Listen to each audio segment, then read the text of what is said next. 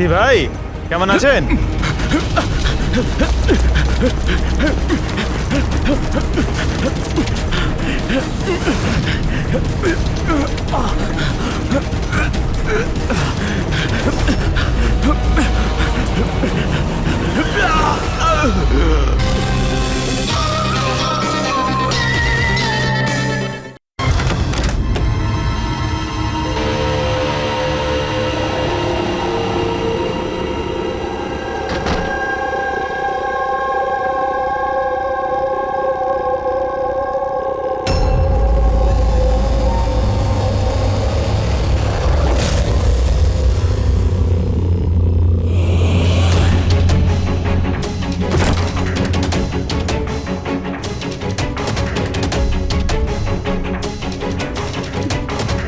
বকুলের সাথে আজকে আমাকে কথা বলতেই হবে। তাতে যা খুশি হয়ে যাক, বকুলের সাথে কথা বলতেই হবে।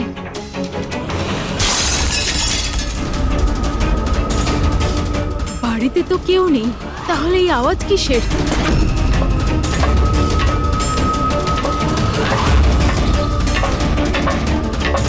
কীর্তি,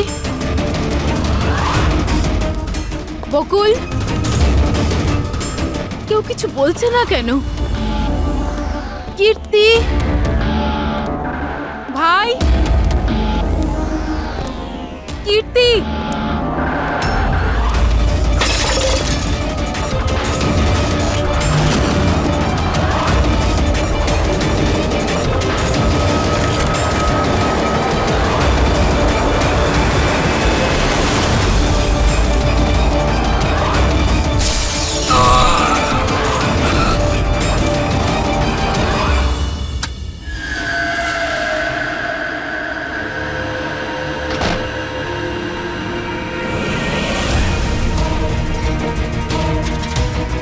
দাদার সুটকেস?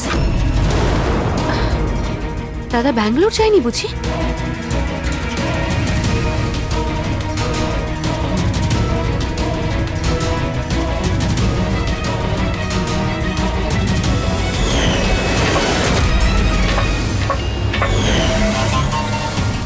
বৌদিও ফিরে চলে এসেছে।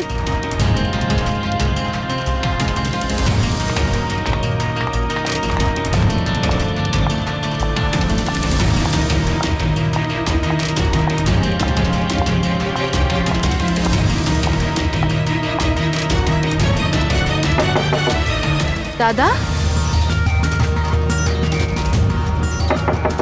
বকুলদা, দাদা তুই ব্যাঙ্গালোর যাসনি?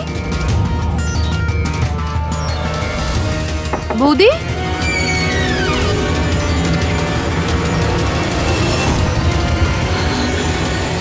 দাদা! দেখো কীর্তি, এটা খুনের ব্যাপার, আরো একবার ভেবে নাও। তুমি যে কথাগুলো বলছো সেগুলো সত্যি?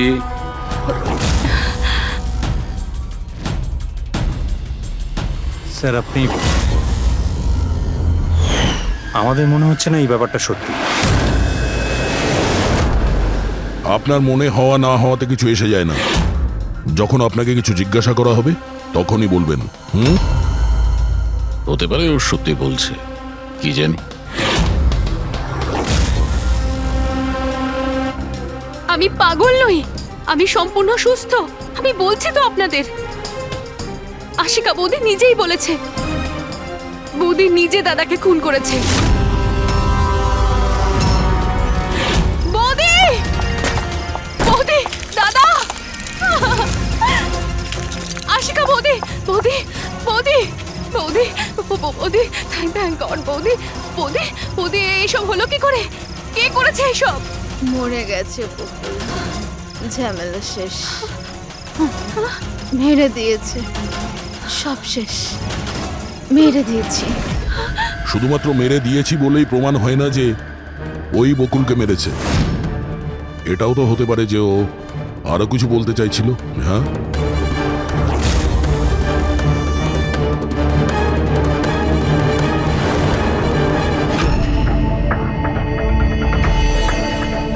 একটা কথা বলো, বকুল যখন খুন হয় তখন তোমরা তোমরা সবাই কোথায় ছিলে? কোথায় ছিলে তোমরা? আমি আর নিতিন তো এক বন্ধুর বিয়েতে খান্ডালা গিয়েছিলাম।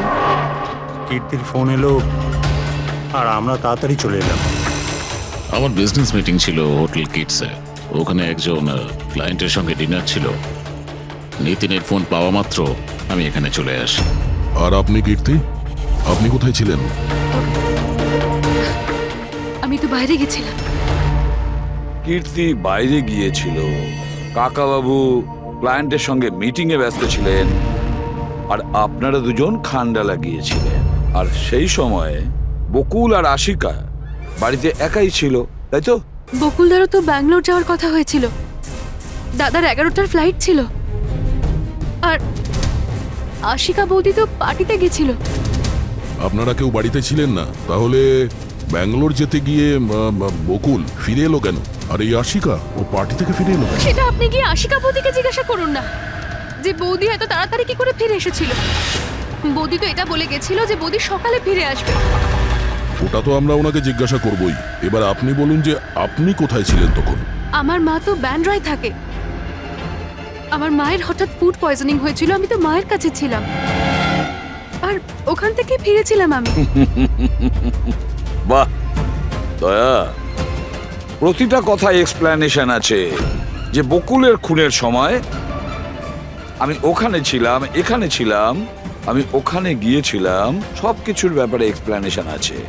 কিন্তু সবাই মন দিয়ে শুনুন একটা কথা, যে সিআইডির কাছে কোনো সত্যি বেশিক্ষণ গোপন রাখা যায় না, সেটা সামনে আসবেই।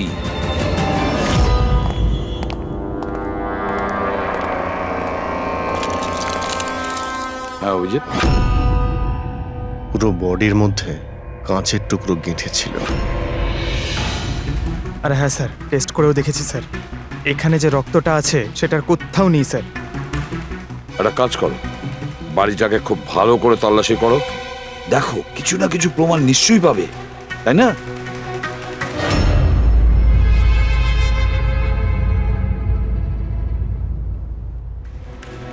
কিছু বললো কি? স্যার, ওর বক্তব্য ওর কিছুই মনে নেই। কিছু মনে নেই? আশিকা, তোমার কি মনে পড়ছে তুমি কীর্তিকে জ্ঞান হারানোর আগে কিছু বলেছিলে? মনে করো? আমার কিছুই মনে পড়ছে না। মনে করার চেষ্টা করো। কীর্তি বলছিল যে বকুলের খুন তুমি করেছো, এরকম তুমি নিজে ওকে বলেছো। কীর্তি মিথ্যে কথা বলছে। বকুলকে আমি মারিনি।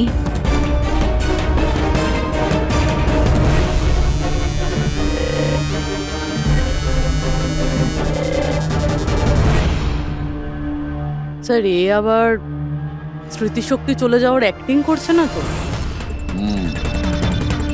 হতে পারে, কারণ বকুল এখানে রক্তাক্ত অবস্থায় পড়ে রয়েছে আর ওর মাথায় সামান্য একটু আঘাত, ব্যাস অজ্ঞান হলো কি করে?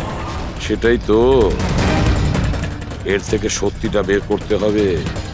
কি করে করবেন স্যার?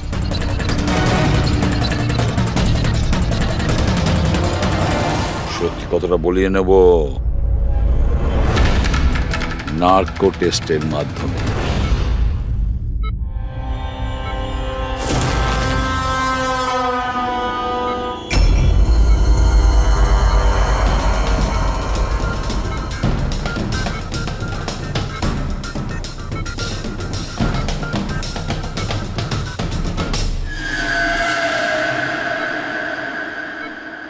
এপ্রিল রাতে যখন পার্টি থেকে বাড়িতে ফেরেন, কি হয়েছিল?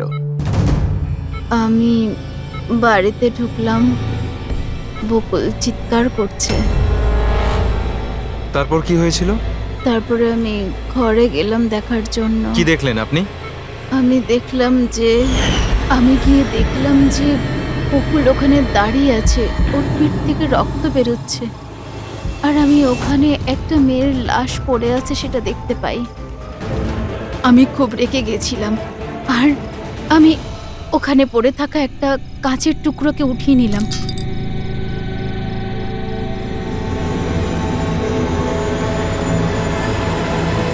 আর আমি বকুলকে মেরে দিলাম।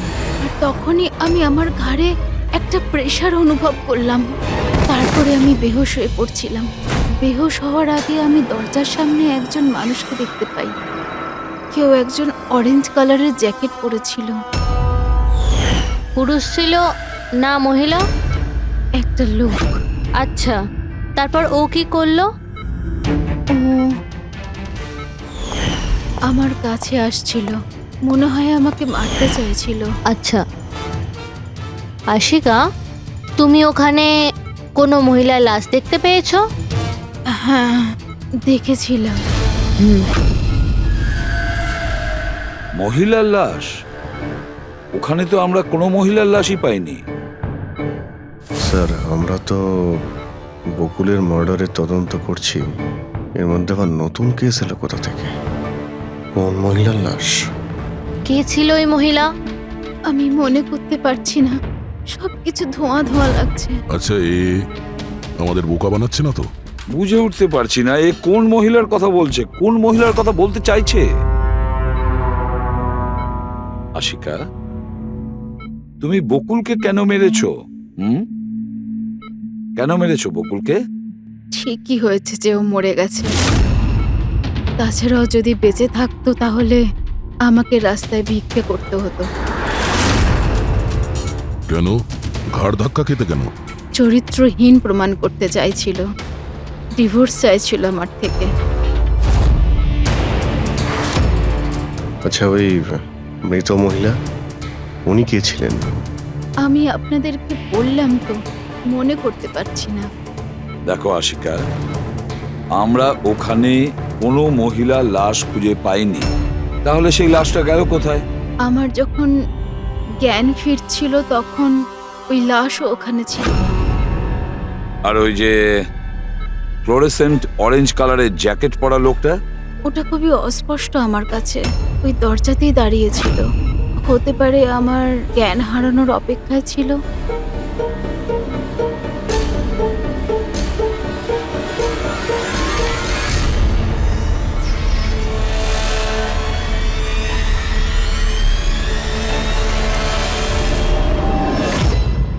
এখন আশিকা ওটাই বলছে যেটা ওর মনে হচ্ছে, কিন্তু টেস্টে আশিকা সবটা সত্যি বলেছে। Thank you. ওয়েলকাম। স্যার, ও যদি নার্কো টেস্টে ঠিক বলে তাহলে তো আমাদের ওই মরা মহিলাটা সম্পর্কে জানতে হবে। মনে হচ্ছে ক্রাইম সিনে দ্বিতীয়বার যেতে হবে, ভালো করে আবার চেক করব। কোনো না কোনো প্রমাণ তো নিশ্চয়ই আমরা পাবো। স্যার, এই মেশিন কি কিছু স্পেশাল? এই মেশিনটা যে কোনো ছোট কোনো প্রমাণ খুঁজতে সক্ষম, যেরকম মাইক্রোবস, যেটা সাধারণত ধোঁয়াতে মিশে যায়। আর এই যে মেশিনটা না, একটা ঘরের মধ্যে একদম ক্ষুদ্র থেকে ক্ষুদ্রতর ডাস্ট পার্টিকলস, সেগুলো দিয়ে ওই জ্যাকেট পরা লোকটা সম্পর্কে আমাদের জানিয়ে দেবে যে এই ঘরের মধ্যে ছিল। খুব ভালো।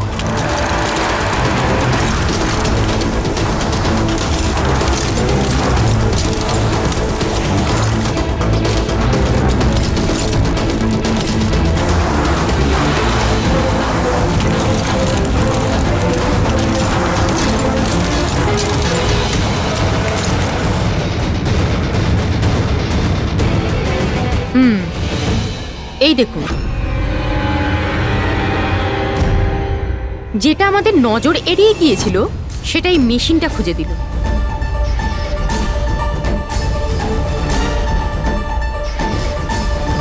এটা তো মনে হচ্ছে কারণ নয়। তাও আবার নেল পেন্ট লাগানো, ডেফিনেটলি কোনো মহিলারই।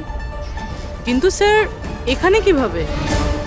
হয়তো দৌড়োদৌড়ি, হাতাহাতিতে কোনো জিনিসের সঙ্গে ধাক্কা লাগে আর নখটা পড়ে যায়।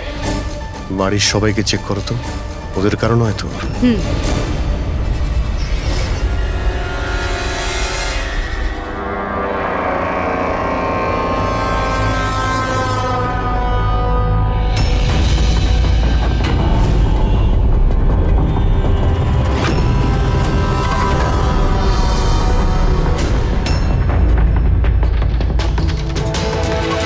স্যার, হ্যাঁ ওই বাড়ির তো কারণ নয়, হয়তো ওই মহিলার হবে যার লাশ আশিকা দেখেছিল। তাই তো মনে হচ্ছে।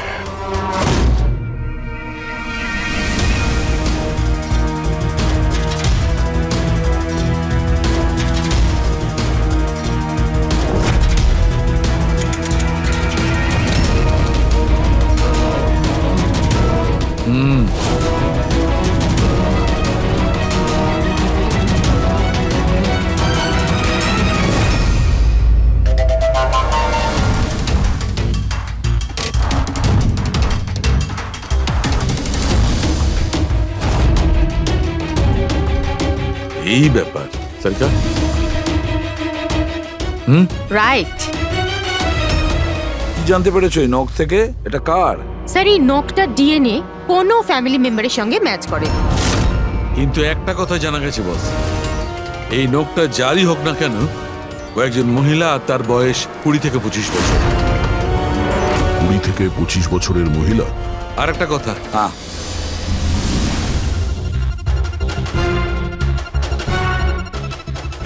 এই যে ছোট্ট ছোট্ট সাদা টুকরোগুলো দেখতে পাচ্ছ, এটা বলতে পারো যে হাই পার্সেন্টেজ অফ নখ থেকে পেয়েছি। এই মেয়েটা ড্রাগ অ্যাডিক্ট ছিল? হ্যাঁ, এটা ওদের পরিবারের কারণ নয়, বাইরের কারণ। স্যার, তার মানে যদি কেউ বাইরে থেকে আসে তাহলে কোনো গাড়ি, অটো বা ট্যাক্সি করেই নিশ্চয়ই আসবে। হ্যাঁ, খোঁজ নিয়ে দেখতে হবে রিক্সাওয়ালা, ট্যাক্সিওয়ালা বা ওদের মতো কেউ ওই মহিলাকে বাড়িতে ছেড়ে দিয়ে এসেছিল কিনা। স্যার, ওই আশিকা বলছিল কোনো সাফাই কর্মী অরেঞ্জ কালারের জ্যাকেট পরেছিল ওখানে। বেহুশ হওয়ার আগে আমি দরজার সামনে একজন মানুষকে দেখতে পাই, কেউ একজন অরেঞ্জ কালারের জ্যাকেট পরেছিল। ও কে, কোথা থেকে এসেছিল, কোথায় উধাও হয়ে গেল, ওর ব্যাপারে খোঁজ নিতে হবে। স্যার, যত ড্রাগ পেডলার্স আছে ওদের কাছে জানতে হবে যে কত মহিলা এই হাই ডোজের ড্রাগস নেয়। অভিজিৎ, একটা কাজ করো, রিক্সাওয়ালা আর ট্যাক্সিওয়ালার কাছে খোঁজ নাও যে ওনাকে বাড়িতে ছেড়ে দিয়ে এসেছিল কিনা, আর মিসিং পার্সনস রিপোর্ট চেক করো। দয়া, স্যার, শহরে যতগুলো ড্রাগ পেডলার আছে না, সবার কাছে গিয়ে খোঁজ নাও, দেখো ওরা এমন কোনো মহিলাকে চেনে কিনা যে হাই কোয়ালিটি ড্রাগ ব্যবহার করে। আর আমরা গিয়ে ওদের বাড়ির লোকের সঙ্গে কথা বলি, দেখা যাক ওরা কোথায় যায়, কি করে ওই ঘটনার সময়।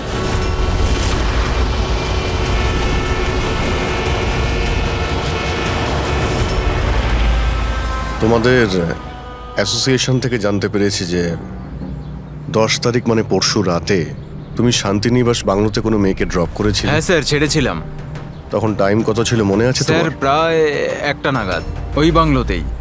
স্যার, ও নেশার ঘরে ছিল আর বারবার ওর স্বামীকে গালি দিচ্ছিল। আচ্ছা, হ্যাঁ স্যার।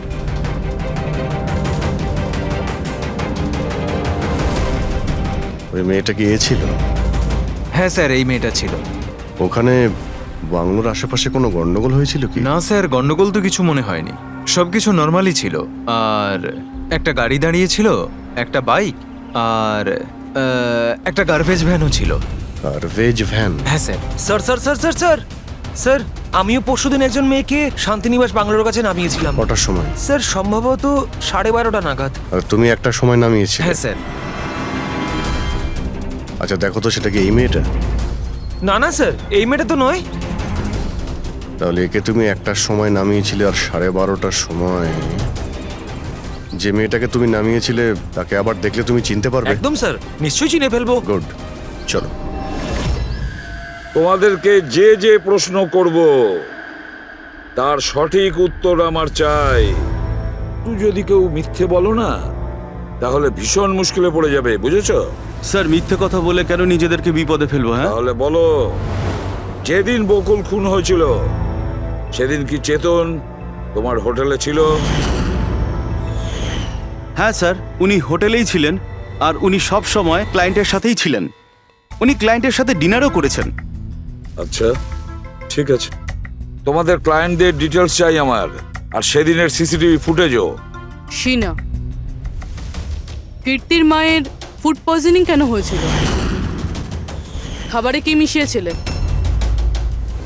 আমি কিচ্ছু মেশাইনি, আন্টি তো বাইরে গেছিলেন। যখন যখন উনি ফিরে এসেছিলেন ওনার শরীরটা ভালো ছিল না। স্যার নিতিন আর সিয়া দুজনে সারাদিন বিয়েতেই ছিল। জিজ্ঞেস করার আগে বলছো মুখস্থ করে এসেছো নাকি? না ম্যাম, যেটা সত্যি সেটাই বলছি। 11টার সময় ফাংশন শেষ হয়ে গেছিল। এরপরে বাকি রইল নিতিন আর শিয়া। ওরা কোথায় গিয়েছিল? স্যার ওরা মনে হয় নিজেদের রুমে চলে গেছিল।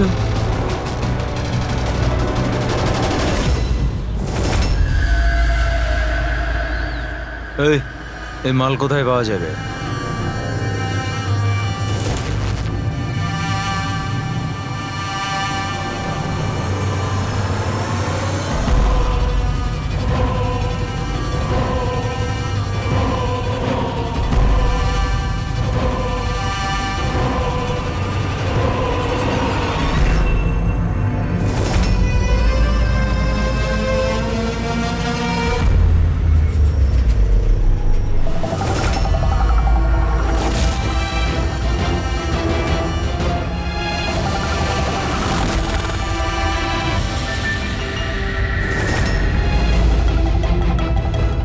মাল চাই। পেয়ে যাবি। কতটা চাই আর পেমেন্ট কিভাবে করবি? পেমেন্ট মাল ব্যবহার করার পরে। মাল ব্যবহার করার পর দেখ, পালানোর ব্যাপারে না চিন্তাও করিস না।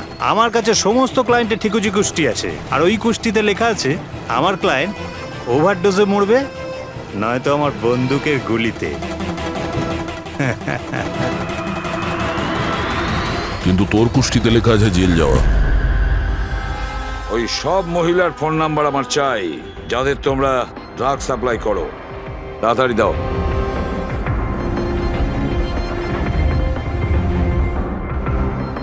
পুরবি, দেখো তো একটু কল করে এই সব নম্বরে। দেখো কেউ আবার উধাও হয়ে যায়নি তো।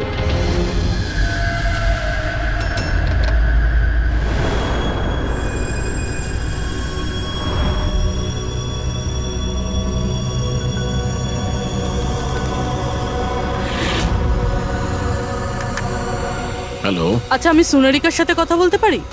দেখুন, ও তো দুদিন ধরে কাজে আসছে না। কি? এ নিয়ে তো আমাদেরও চিন্তা হচ্ছে। দুদিন ধরে? ঠিক আছে, থ্যাংক ইউ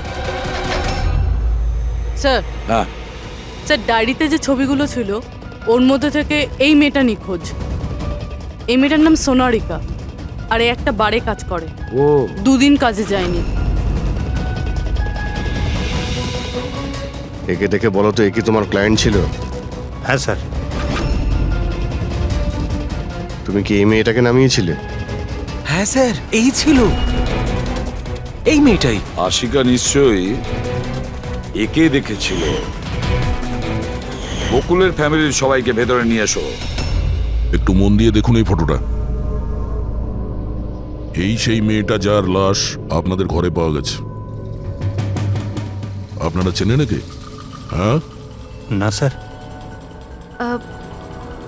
আমি দেখেছি স্যার, বকুলদার সাথে 2 মাস আগেই। বকুলের সঙ্গে দেখা হয়েছিল 2 মাস আগে? কোথায় দেখেছিলে? একটা হোটেলের বাইরে, আর দাদা বলেছিল ইনি দাদার ক্লায়েন্ট। স্যার, কোনো ড্রাগ অ্যাডিক্টেড বারে কাজ করা কোনো মহিলার সঙ্গে বকুল ছিল, আর এনাদের বলেছে ওই মহিলা ওর ক্লায়েন্ট। কেন কেন মিথ্যে বলেছে ও?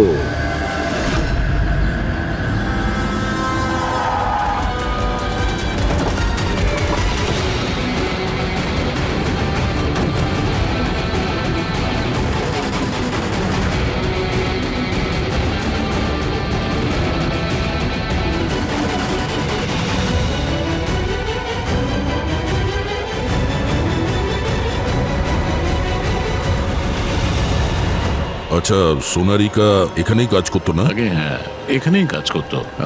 আপনারা কে? সিআইডি। সোনারিকা খুন হয়ে গেছে। সে কি? এই জন্যই 2 রাত্রি ধরে ও কাজে আসছে না। হ্যাঁ, কিন্তু আমরা ওর লাশটা পাইনি। আর সাথে সাথে এই এর নাম বকুলেও খুন হয়েছে। আমরা এটা জানতে চাই যে সোনারিকার সঙ্গে এই বকুলের কি সম্পর্ক ছিল? সম্পর্ক কি ছিল তা তো জানি না, তবে হ্যাঁ, এই লোকটা কখনো কখনো আমাদের বারে ওকে নিতে আসতো। এ ব্যাপারে আরো কিছু খবর আপনাদের তেজি দিতে পারবে স্যার। এই তেজিটাকে? স্যার, এই হলো তেজি। তেজি, সোনারিকা তোমার বন্ধু। এটা বলো যে এই লোকটার সঙ্গে সোনারিকার কি সম্পর্ক ছিল? স্যার, সোনারিকার সাথে বকুলের অ্যাফেয়ার চলছিল। বকুল ওর সমস্ত এক্সপেন্সিভ খরচগুলো দিত, কিন্তু ওর বকুলের বিরুদ্ধে সবসময় কোনো না কোনো অভিযোগ থাকতো। ঠিক কিরকম বলো তো? ওই তো যেমন ধরুন,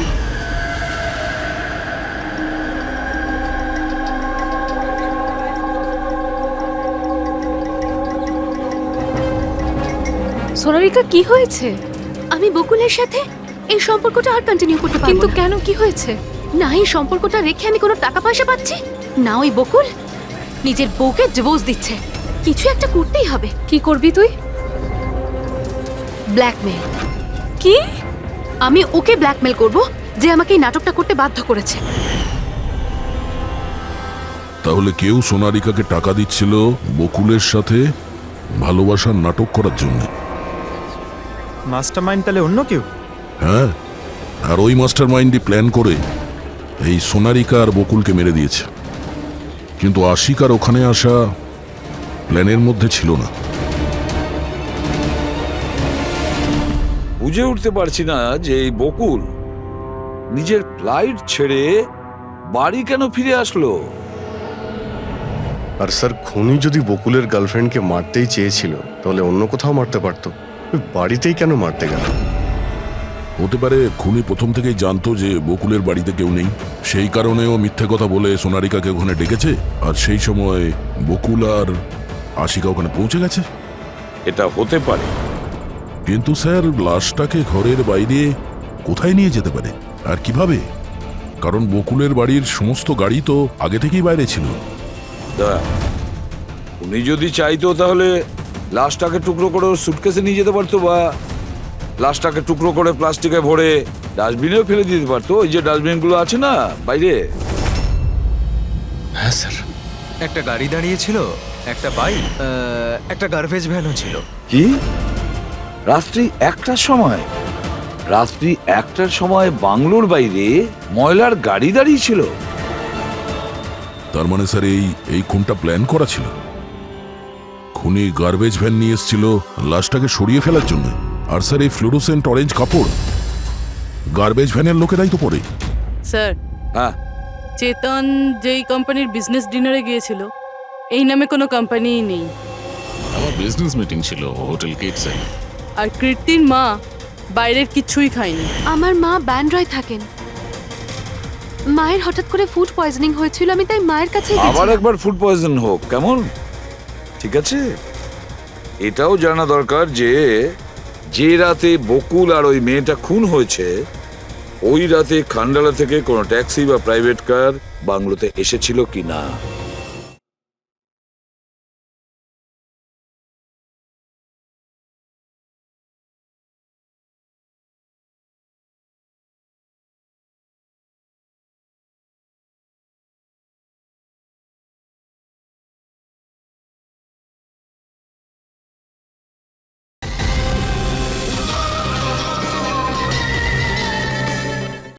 তোমার মায়ের রোগের ব্যাপারে সত্যি সত্যি বলো। ওনার মেয়ের শিনার কথা অনুযায়ী ওনার এই অবস্থা ঘরের খাবার খেয়ে হয়নি। হ্যাঁ, এটা সত্যি।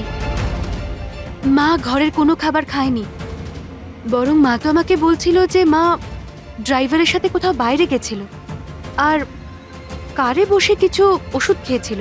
ওষুধ খেয়েছিল? হ্যাঁ, আমাদের ড্রাইভার অমনও তাই বলছিল। তোমাদের ড্রাইভার এখন কোথায়? স্যার, আমি সমস্ত ড্রাইভারদের নিয়ে এসেছি যারা গার্বেজ ভ্যান চালায়। আমরা একটা গার্বেজ ভ্যানের সন্ধান পেয়েছি যেটা মাঝরাতে রাস্তার মাঝখানে দাঁড়িয়েছিল, যাতে লাশ বয়ে নিয়ে যাওয়া হয়েছিল। ভ্যানের ব্যাপারে জানতে পেরে গিয়েছি। সার্ভেলেন্স ক্যামেরাতে আমরা সেটা পরিষ্কার দেখতে পেয়েছি। কেন?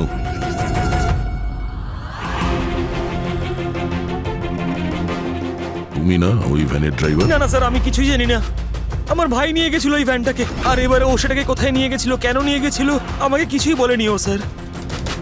ফোন করো কে? হ্যাঁ স্যার। হ্যাঁ হ্যালো, হ্যাঁ ভাই কোথায় আছিস রে তুই?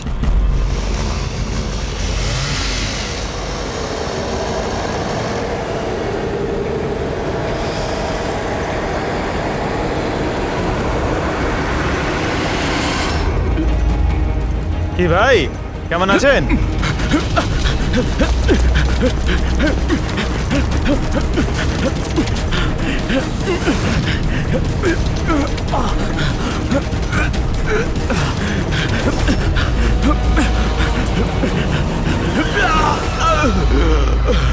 স্যার আমি সব সত্যি কথা বলছি, আমি যা কিছু করেছি ওই ফোন কলের ভিত্তিতেই করেছি।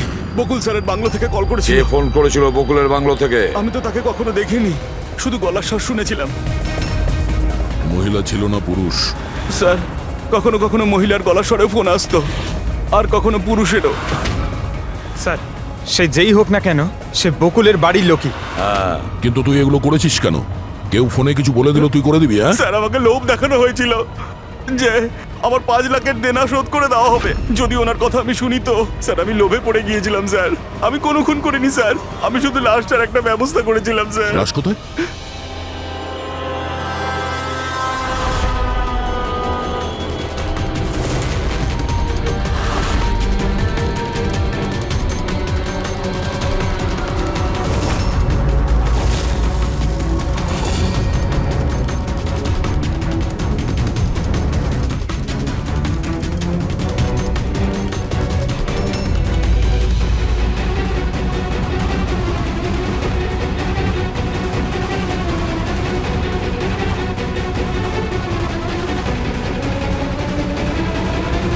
না, এই মেয়েটার গলা টেপা হয়েছে আর তাতেই ওর মৃত্যু হয়েছে।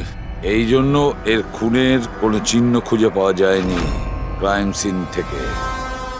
আর এর পায়ের বুড়ো আঙ্গুলের নখটাও ভাঙা রয়েছে।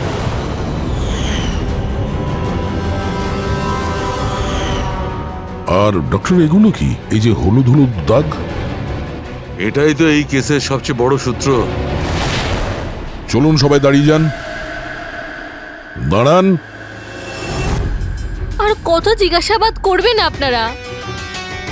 সবই তো বলে দিয়েছি আমরা। এবার আর কোনো জিজ্ঞাসাবাদ করব না। হ্যাঁ, আপনাদের প্রত্যেকের নার্কো টেস্ট হবে। Narco test? কিন্তু কেন? কারণ আপনাদের মধ্যে কেউ যে সত্যিটা বলছে না। আপনাদের কাছে কোর্টের পারমিশন আছে এই নার্কো টেস্টের জন্য? হ্যাঁ, পারমিশন ছাড়া আমরা কিচ্ছু করি না।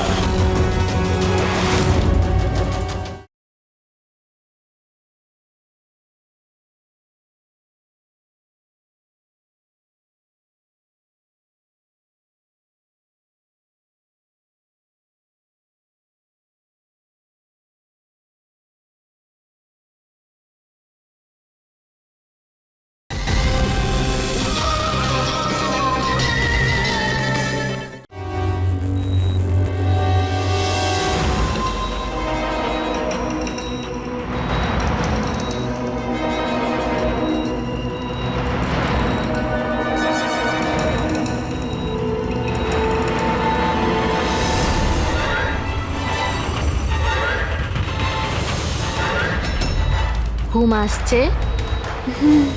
যা আমি আপনাকে বলবো তার সঠিক সঠিক উত্তর দেবেন, ঠিক আছে? সোনারিকাকে আপনি চেনেন? হ্যাঁ বকুলের যে অ্যাফেয়ার ছিল ওর সাথে, এটাও জানতেন আপনি? হ্যাঁ, আমার দুজনকেই সন্দেহ হতো। তাহলে আশিকাই ওকে খুন করেছে? আশিকা তো সোনালিকাকে চিনতই না, তাহলে খুন কি করে করবে? আপনার এখন ঘুম পাচ্ছে? সোনারিকাকে আপনি চেনেন? না। বকুলের সাথে সোনারিকার অ্যাফেয়ার আছে, এটা কি আপনি জানেন? না। তাহলে আশিকাই কি ওকে খুন করেছে?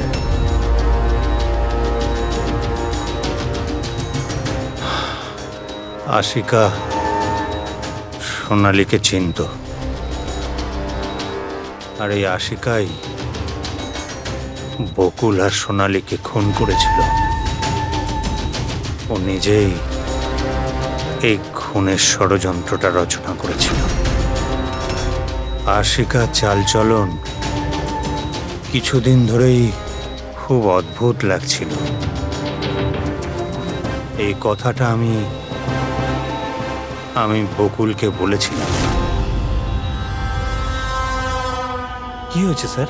কিছুই হয়নি নিতিন, শুধু এটাই বলার ছিল, টুথ সিরাম অ্যাপ্লাই করলে মানুষ শুধু এটুকুই উত্তর দেয় যতটুকু তাকে প্রশ্ন করা হয়, এর থেকে বেশি কিছু বলে না। ব্যাপারটা হলো মানুষের ব্রেন নিজের মেমোরি শেয়ার করে, কিন্তু ওপিনিয়ন দেয় না, যেটা তুমি দিয়েছো। এখন সব কথাগুলো সত্যি সত্যি বলে দে, নাহলে তোকে আসল সিরামটা দিতে হবে। আসল সত্যিটা মানে আমরা যে ইনজেকশনটা দিয়েছিলাম ওটা আসল ট্রুথ সিরাম ছিল না, ওটা গ্লুকোজ ইনজেকশন ছিল। হোয়াট? তোমাকে আমরা আগেই সন্দেহ করেছিলাম, কিন্তু চেয়েছিলাম সব সত্যিটা তুমি নিজের মুখেই স্বীকার করো। নিতিন, সবকিছু তুমি খুব চতুর ভাবে দিয়েছো, কিন্তু মেয়েটার গলায় যে হলুদ রং লেগেছিল না, সেটাই তোমাকে ধরিয়ে দিয়েছে। সেই হলুদ যেটা বিয়ের সময় তোমার হাতে লেগেছিল। এই যে হলুদ রঙের পার্টিকেলস গুলো দেখতে পাচ্ছ, এইগুলো আসলে হলুদ, আর এই হলুদের সঙ্গে আটা আর তেল মেশানো হয়েছিল। আটা, তেল আর হলুদ। মুখে কোনো হলুদ নেই, শুধু এইখানে, এই গলার কাছে। কোথা থেকে আসতে পারে এই হলুদ? স্যার শিয়া বলছিল যে ওরা খান্ডালা গেছিল বিয়ের জন্য, আর ওখানে গায়ে হলুদের অনুষ্ঠানে যুক্ত হয়েছিল ওরা। বকুল 500 কোটির রাজত্ব চালাতো, সেই রাজত্ব যেটা আমি তৈরি করেছিলাম, কিন্তু আমাকেই ওই রাজত্ব থেকে বার করে দেওয়ার চেষ্টায় ছিল। ওর সঙ্গে তুমি কথা বলতে, ওকে বোঝাতে। কথা বলার অনেক চেষ্টা করেছিলাম স্যার, অনেকবার চেষ্টা করেছিলাম, কিন্তু ও শুনতো তবে না। ভাই ছিল আমারও, আমি কখনো মারতে চাইনি ওকে, কিন্তু পুরো রাজত্বটা নিজের নামে করতে চাইছিল। সেজন্য আমি একটা প্ল্যান করলাম। কি প্ল্যান করেছিলে? বকুল আর আশিকার প্রায় প্রতিদিনই ঝগড়াঝাটি হতো। ও আশিকাকে ছেড়ে দিতে চাইছিল। আমি সোনালীকে টাকার লোভ দেখালাম, আর ওকে বললাম যে বকুলের সাথে মিথ্যে ভালোবাসার নাটক করে যাক। আর একদিন সময় হলে ওকে বিয়েও করে নিক। আসলে আমি এই সোনালীর মাধ্যমেই আমার হারানো রাজত্ব ফিরে পেতে চাইছিলাম। কিন্তু ওকে কেন মেরে দিলে? ও তো তোমার সঙ্গই দিচ্ছিল। সেটা প্রথমে স্যার, কিন্তু পরেও আমাকে ব্ল্যাকমেইল করা শুরু করলো। আর সেই জন্যই তুমি মেয়েটিকে কায়দা করে বাড়িতে ডেকে নিয়েছো। হ্যাঁ স্যার, সেই রাতে আমি এমন সিচুয়েশন ক্রিয়েট করলাম যাতে কি সমস্ত লোক বাড়ির বাইরে থাকে। আমিও ওয়াইফকে নিয়ে খান্ডালা চলে গেলাম, আর যেই আমার ওয়াইফ ওষুধ খেয়ে শুয়ে পড়লো, আমি সঙ্গে সঙ্গে ট্যাক্সি নিয়ে এখানে চলে এলাম, আর আমনকেও ডেকে নিলাম। সোনালীর ঘরে পৌঁছতেই, দেখো সোনালী, আমার কথাটা বোঝার চেষ্টা করো। যদি এই মাঝপথে তুমি আমার সঙ্গটা ছেড়ে দাও, তো আমার পুরো প্ল্যানটা বানচাল হয়ে যাবে। হয়ে যাক তোমার সব প্ল্যান বানচাল, আমার কিচ্ছু যায় আসে না তাতে। আর এমনিতেও ওই বকুলের প্রতি আমার কোনো ইন্টারেস্ট নেই। আমি ওকে ভালোবাসি না, আর ওকে বিয়েও করতে চাই না।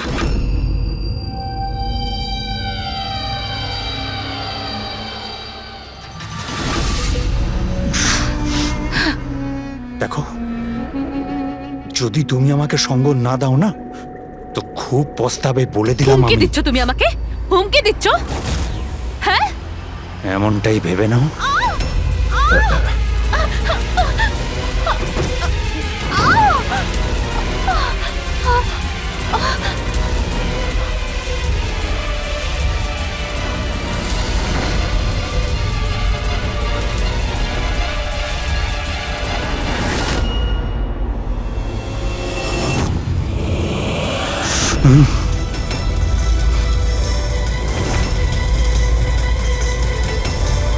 দাদা, বকুল, এটা কি করলে তুমি? না না, এই সোনালি আমাকে ফাঁসানোর চেষ্টা সোনালি, করছে। আমি পুলিশকে ফোন করব। আমি এক্ষুনি ফোন করছি। বকুল!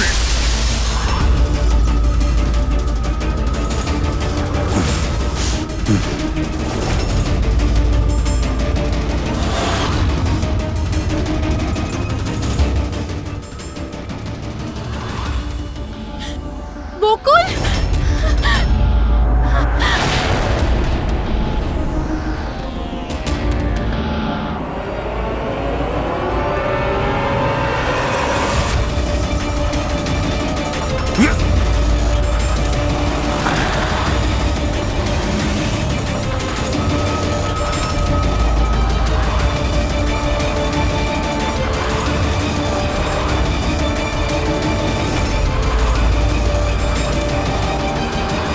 আমি অমনকে ফোনে প্রথমেই বলে দিয়েছিলাম সোনালির লাশটা একেবারে সরিয়ে ফেলতে, আর ও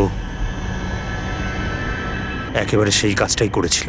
টাকার লোভে পড়ে তুমি এতটাই অন্ধ হয়েছিলে যে নিজের সম্পর্কটাই ভুলে গিয়েছিলে, নিজের ভাইয়ের প্রাণটা নিয়ে নিয়েছো, আর তার উপরেও নিজের সঙ্গী মেয়েটিকেও খুন করলে তুমি। আইন তোমাকে কোনোদিন ক্ষমা করবে না, কঠোরতম শাস্তি হবে তোমার, হয়তো ফাঁসি।